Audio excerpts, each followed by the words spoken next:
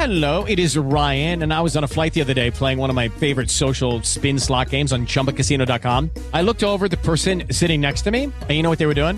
They were also playing Chumba Casino. Coincidence? I think not. Everybody's loving having fun with it. Chumba Casino is home to hundreds of casino-style games that you can play for free anytime, anywhere, even at 30,000 feet. So sign up now at ChumbaCasino.com to claim your free welcome bonus. That's ChumbaCasino.com and live the Chumba life. No purchase necessary. VGW. Void where prohibited by law. See terms and conditions. 18+.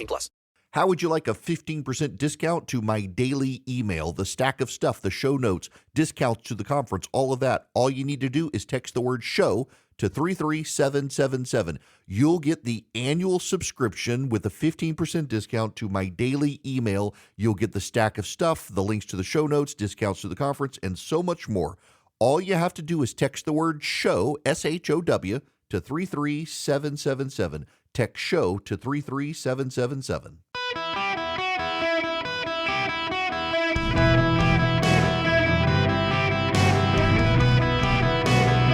Welcome to the Eric Erickson Show podcast, Hour 2.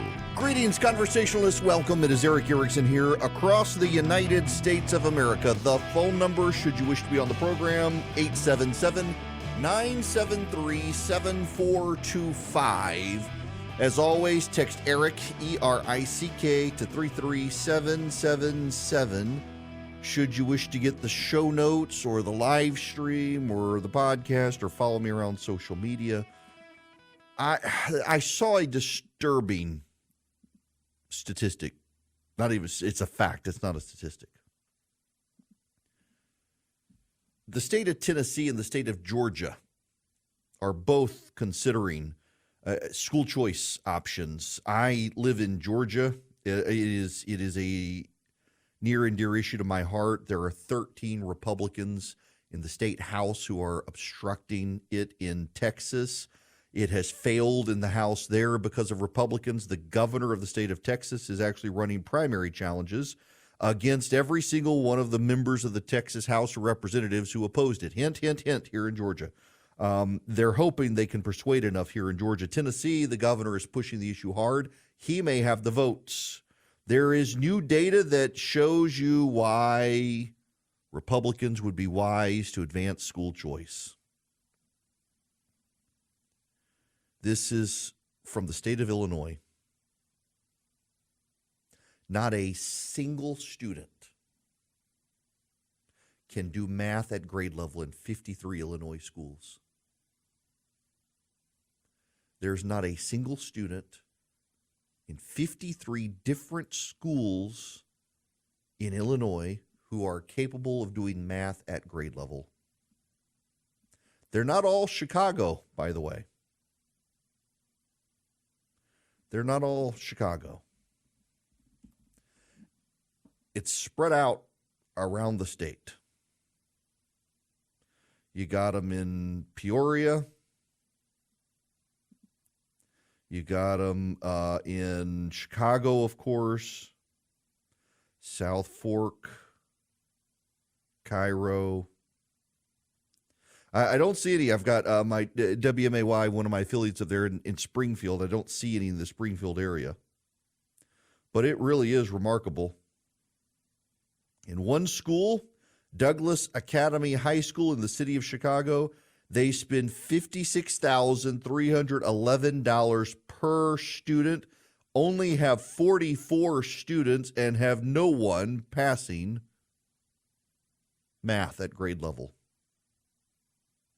That's absurd. Another one, though, YCCS Association House, City of Chicago, School District 299, spend $52,355 per student. There are 84 students, zero passing. It's remarkable. It's remarkable that there not a single student.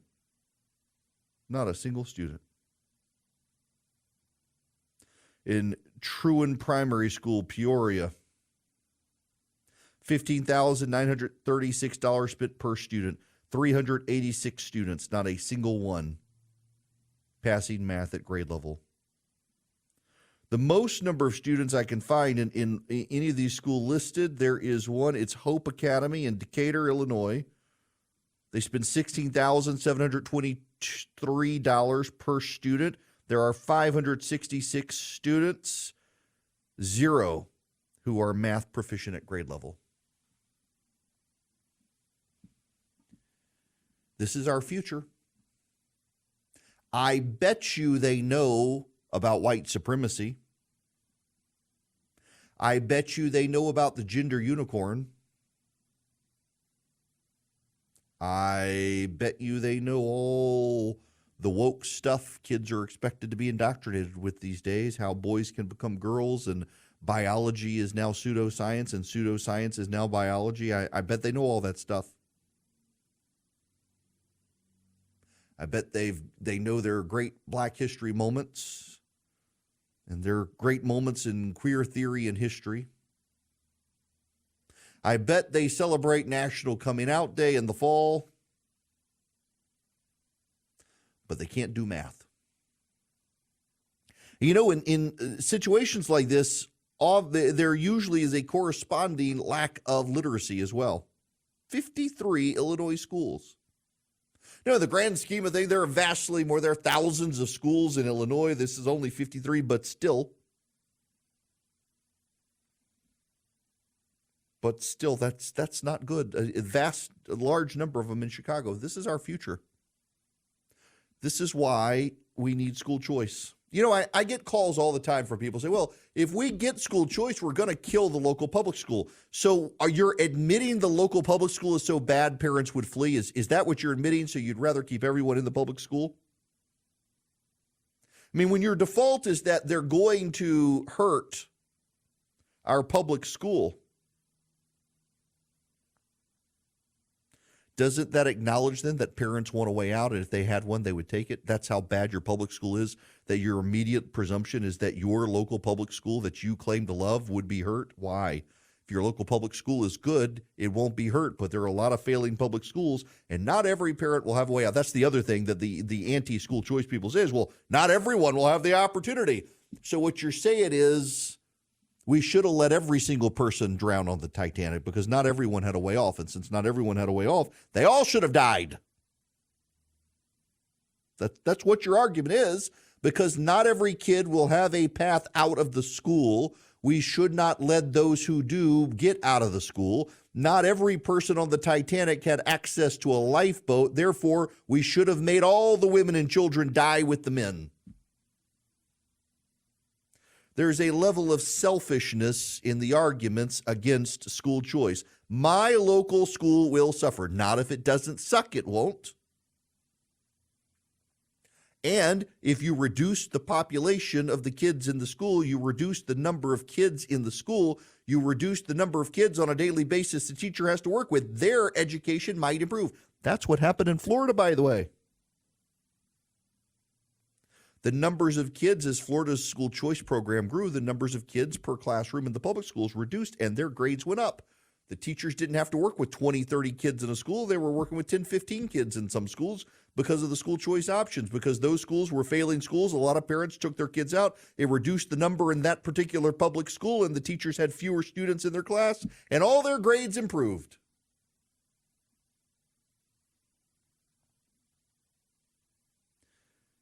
"53 Illinois schools, not a single student can do math at grade level. They're not going to get school choice in Illinois.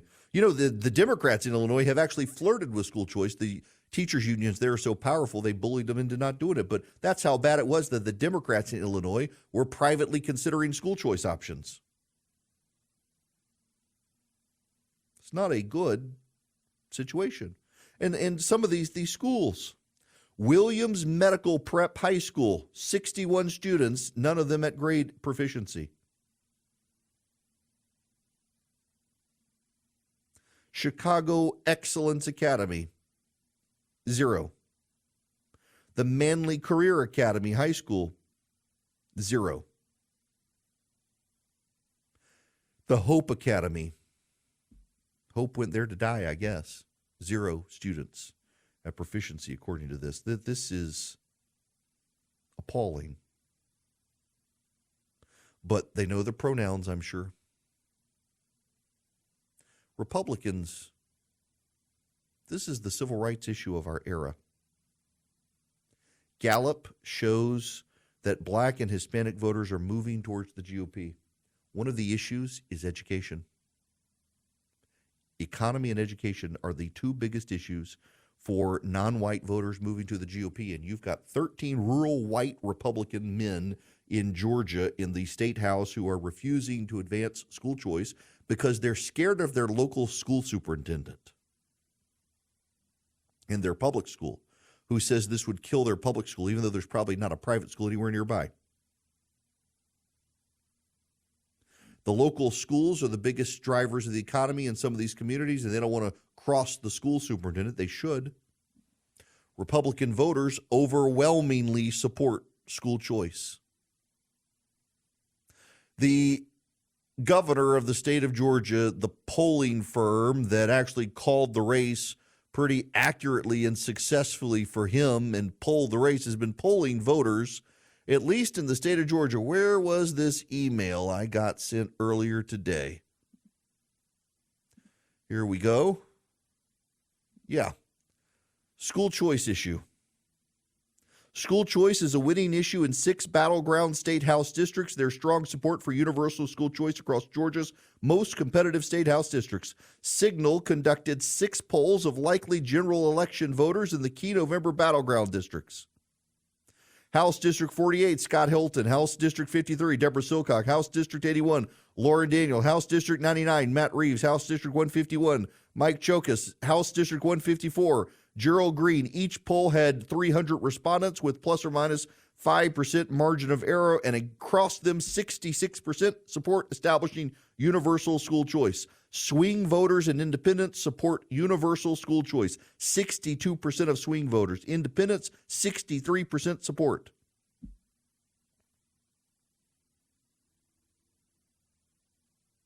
Notably, Brian Kemp has a net 36 approval rating, up 46 points on generic Democrat. Trump and Biden are both underwater in these 6 districts. Now, here's the point. In these districts, all those Republicans support school choice. It's the Republicans in South Georgia who don't. The Republicans who could cost the Republicans the control of the Georgia legislature are the ones who are opposed to it. I mean, you've got these rural Republicans refusing to support school choice in the metro Atlanta area. It's a huge issue. And by the way, the same holds true in Tennessee and Texas. The suburban areas of these states, Tennessee, Georgia, Texas, those people support school choice. Rural legislators, where the biggest driver of the economy is the local public school system, they're the ones opposed to it. They're the ones least likely to lose their job, and yet they're holding everyone else hostage, and they're holding the kids hostage too. The civil rights issue of our day. Good for Bill Lee in Tennessee. He's leading on this issue. Decided to pick a fight with Republicans on this issue in Tennessee, and he's winning the fight. Brian Kemp in Georgia notably advanced school choice in his State of the State address this year. First time that's ever happened in the state of Georgia, a governor taking on school choice in the State of the State address. There are only 13 Republicans in the state house who are obstructing it, and we don't even need all of them. In Texas, Greg Abbott is running primary challenges against every Republican who opposed it. And by the way, his candidates are outpolling those who opposed it. The teachers' unions in Texas are flooding national money in to prop up a bunch of Republicans who are willing to kill school choice. It is the civil rights issue of our day. In Illinois, 53 public schools, not a single kid is proficient in math, and those kids will go into the workforce and they will live on the social safety net because they won't be able to support themselves, because if they have bad math skills, you know they have bad reading skills too. Our public schools are failing them. Public schools are failing them. You want to improve our economy, you want to improve our future, you want to improve our workforce, you give these kids school choice. The parents who can will take their kids out of the failing schools, put them in the schools where they're thriving. They'll get a good education, and they won't be a drain on the social services moving forward. And here's the thing. You also have to think long term. Our population in this country is declining because of our birth rate. Our birth rate has slipped below net neutral reproduction, meaning that every year more Americans will begin to die than will be born. So the more people who aren't in the workforce is a greater social strain, not just on them, but also on retirees. You produce more brilliant minds who can go into the workforce and work. Not only are you saving your future, you're saving those kids. And it is appalling that there are so many Republicans who are more scared of the school superintendents in the failing schools than they are scared of the parents and the kids whose futures they could brightly improve. It's time, Republicans, to pass universal school choice in Texas, in Tennessee, in Georgia, and every other state with Republican control. The time to do it is now. It's not just the right thing to do. It makes long-term economic sense. Hey guys, it is Ryan. I'm not sure if you know this about me, but I'm a bit of a fun fanatic when I can. I like to work, but I like fun too. It's a thing. And now the truth is out there. I can tell you about my favorite place to have fun. Chumba Casino. They have hundreds of social casino style games to choose from with new games released each week. You can play for free anytime, anywhere. And each day brings a new chance to collect daily bonuses. So join me in the fun. Sign up now at ChumbaCasino.com. No purchase necessary. VGW Group. Void where prohibited by law. See terms and conditions. 18+. Welcome back. It's Eric Erickson here, 877-973-7425. Let's go to Kim, holding patiently on the phone. Welcome, Kim. How are you? Hi, Eric. Thanks for taking my call. Sure. I come from a family of educators, so I've been thinking about this a lot. I think one of the big areas of resistance for private school choice in Georgia is that the state teachers get a great retirement. And if they would open that up to private school teachers to buy into, there would be less resistance. Because if the jobs shift to private, they'll still be able to have a great retirement. That's interesting. I don't know what the technical capacity to be able to do something like that would be in the state. Given the contract clause in the state constitution, it might be hard to do, but something that probably should be explored.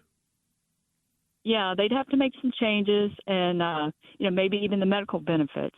And, of course, they'd have to pay into the system to get their retirement, Right. just like the regular teachers do now. Yeah, and the teachers certainly wouldn't have to worry about it. That's an interesting idea, Kim. Thanks for that. I don't know what the legal logistics would be. The state of Georgia has a very strict contract clause in it, and this could run afoul of that in mixing private and public funds and pension plans could also probably run afoul of contract situation. But maybe there's a way to do that and get more buy-in. It's an interesting thing to explore. All right. We got more to talk about when we come back, obviously. I actually need to spend some time with China because there's an interesting thing developing in the Red Sea. Among the terrorist attacks in the Red Sea, you know whose ships aren't getting attacked? They fly a Chinese flag. Yes, that's right. The Houthi terrorists don't want to take on China, just the West. We'll get to that when we come back. Right now, I want you to go to ericforhillsdale.com. You should go, in fact, you know what? I hadn't done it in a while. Let me go ERICK for Hillsdale.com, HILLSDALE, ericforhillsdale.com. You can get your free pocket-sized Constitution with Declaration of Independence. You fill out the form, and at the bottom of the site, you hear the Constitution Minute. The Constitution Minutes are bits of audio played during commercial break on this program, and they educate you. So let's see. The latest one out there is we've got the Constitution, the importance of proper civics education, the connection between the Constitution and natural rights, the separation of church and state understood constitutionally, the limits on government. These are such great educational tools. You can then find out even more about taking Constitution classes at Hillsdale College. You can share the Constitution Minutes with friends.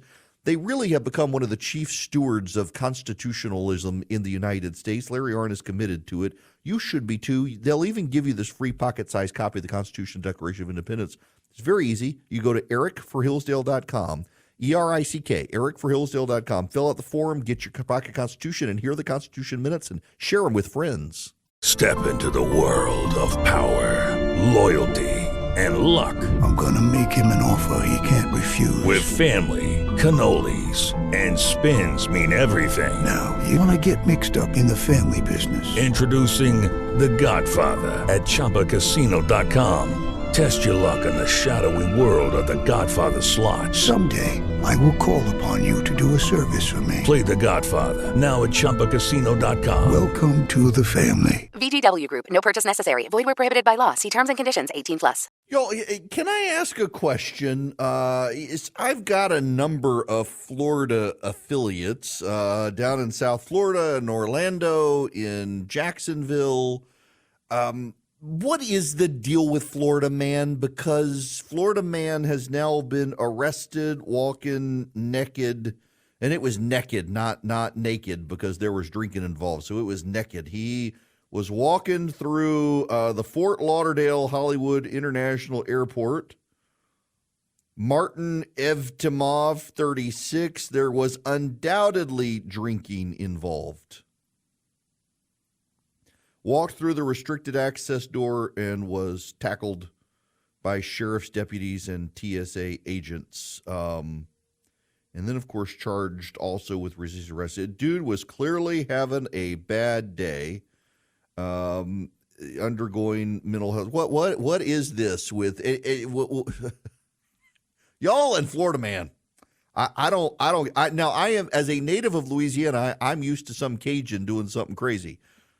But y'all got every state topped with Florida Man. I mean, just God bless you for keeping the rest of us entertained with your crazy. But it is a whole different level of crazy down in Florida. It really is. And y'all know it. Y'all absolutely know it. All right. Now, I'm going to go to the phones here. And I may mispronounce your name. Is it Shaheen? Yes. Welcome. Shaheen, welcome. Thank you, Eric, for taking my call. I was going to comment on you mentioned something about this Chinese ship is not getting attacked by Houthis. Yes. Yes. Basically, Putin is running Iran country. He's telling them what to do, and China too. And them two are behind Iran. Sending missiles to Palestine and all the other sides. Right. So is Russia and China behind the all this nonsense going on? Look, so I'm glad you raised the issue because it's a great segue into it. Sheen, thank you very much for that.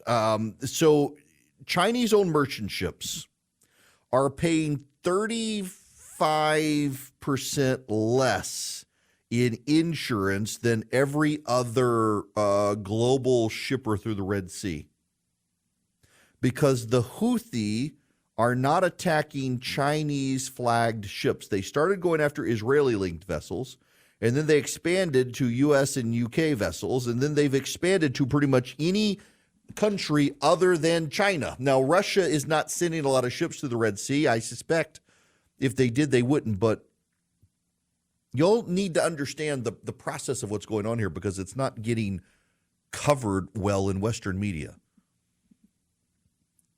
The Iranians are selling oil to China. China is paying for that oil, sending the money to Iran. Iran is then using that money to build weapons for Russia in Ukraine and the Houthi, Hamas, and Hezbollah. A lot of them drones.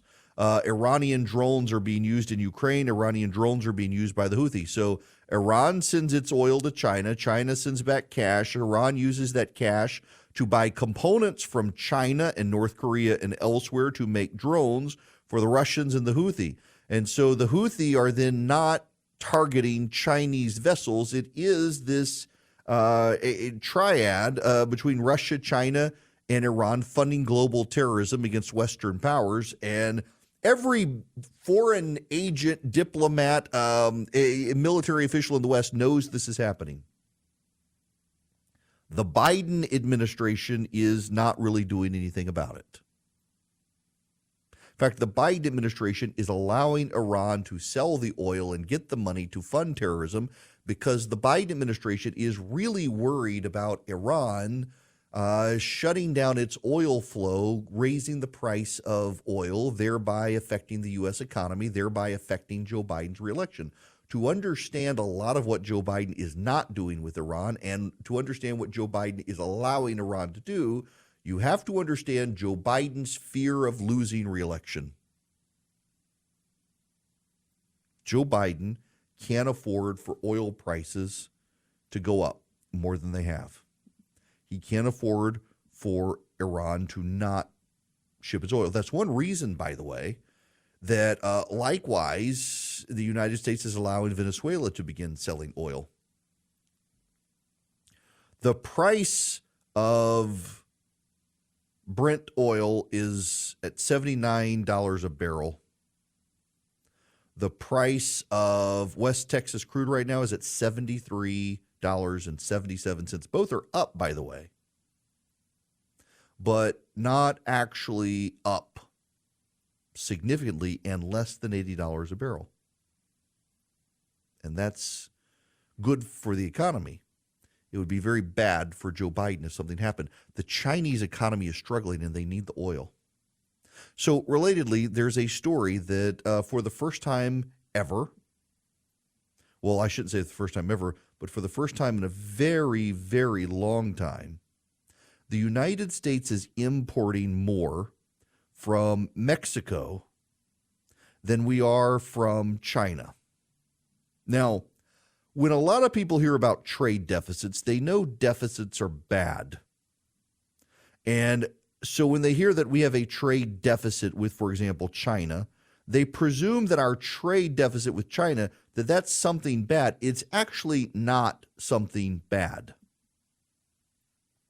But here, this is for the first time in 2 decades, the U.S. is buying more.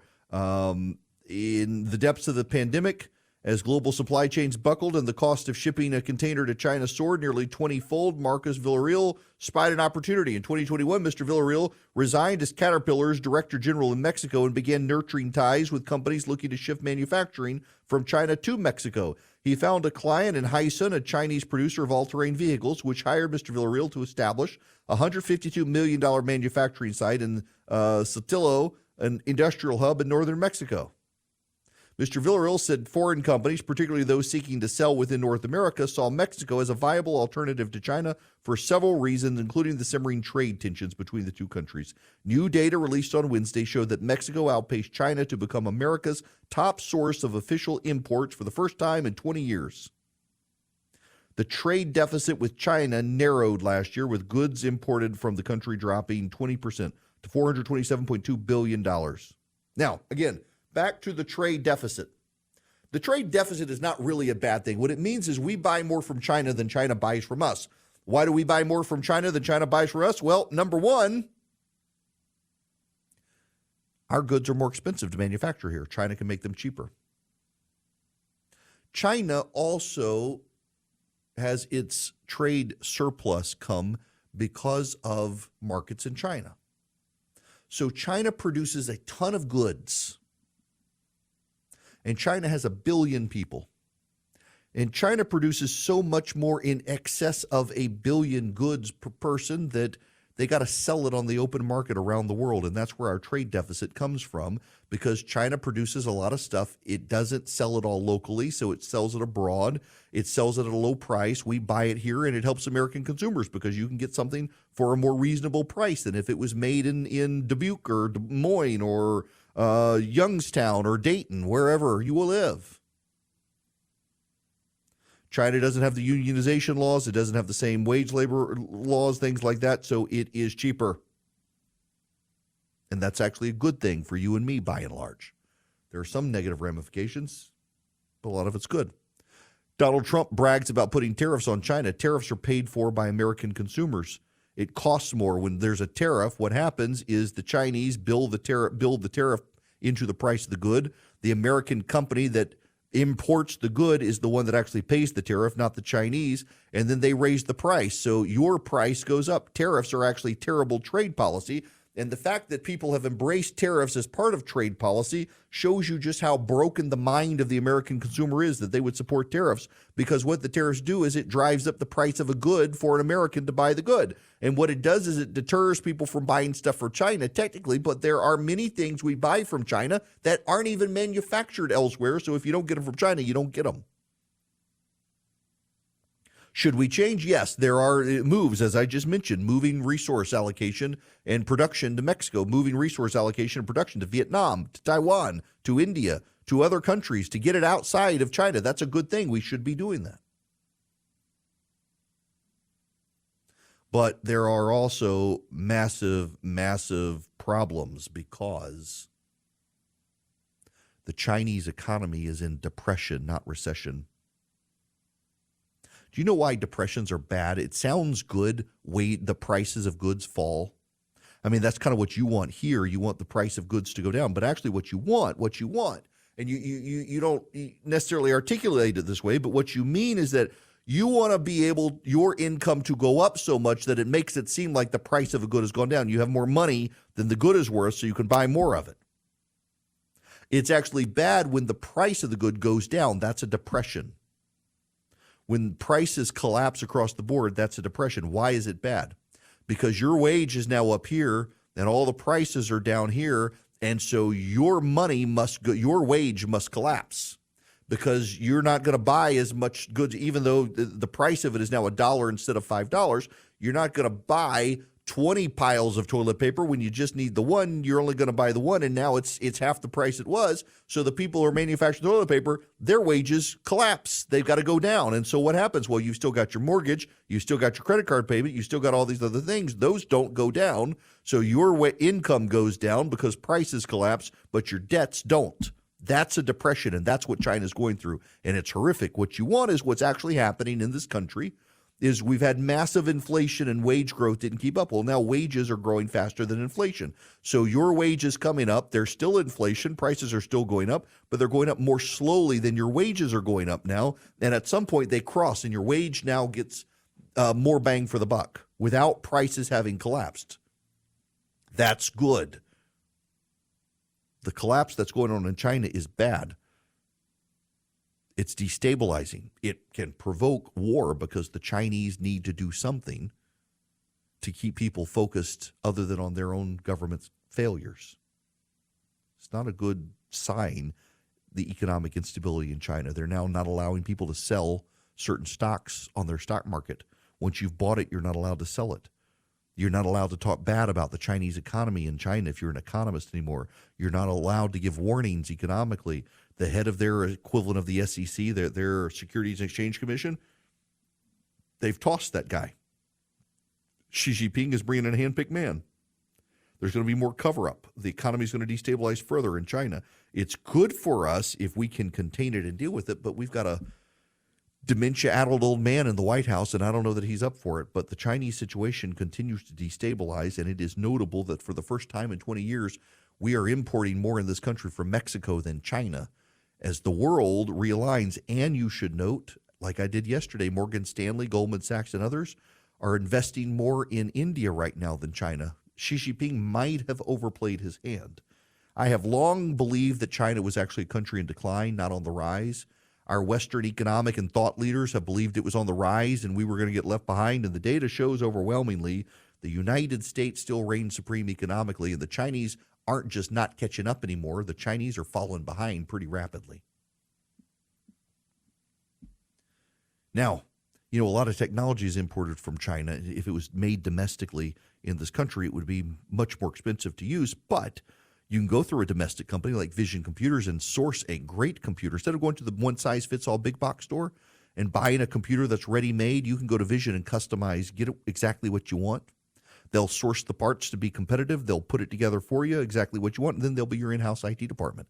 So they will service your computer if you have a problem. A lot of times they can just remote in. They can help you with email setup. They can help you with printer. They can help answer your random questions. Can my computer do this thing? Call Vision fast with the Google search. They give you the number. You get a secret number you get to call to get those answers. It's visioncomputers.com. visioncomputers.com or 404-COMPUTE.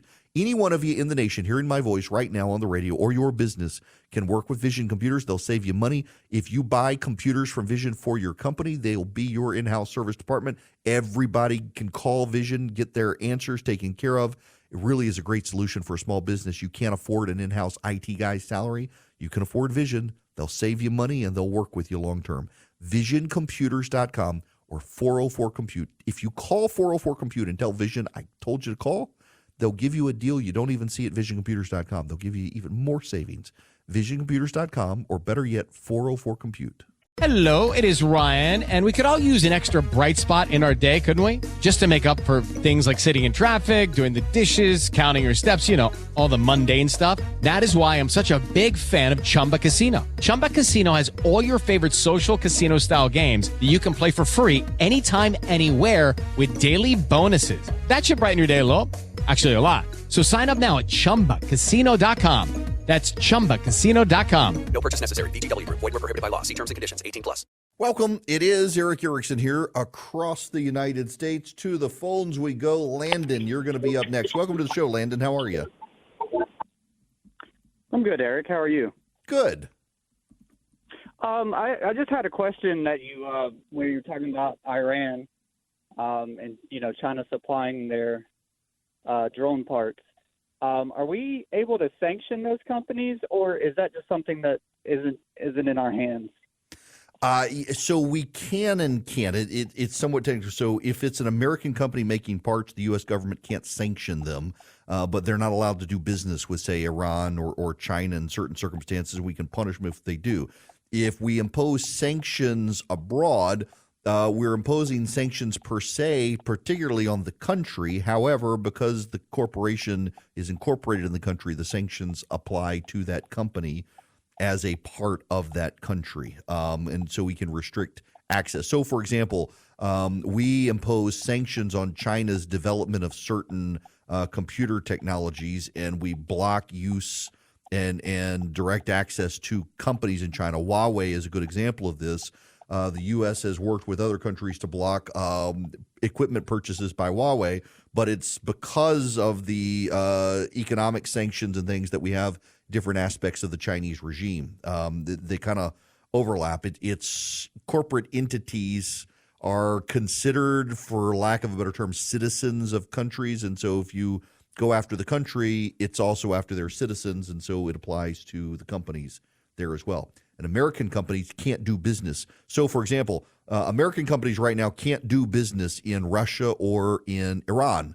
American company corporate interests are not allowed. So there are, for example, Papa John's and McDonald's in Russia that used to have affiliations with the United States, but since we no longer do, we've imposed sanctions there, those companies can still operate, but they are separate entities, and they're bound by their prior licensing agreements, but yet the licensees don't get to work with each other anymore.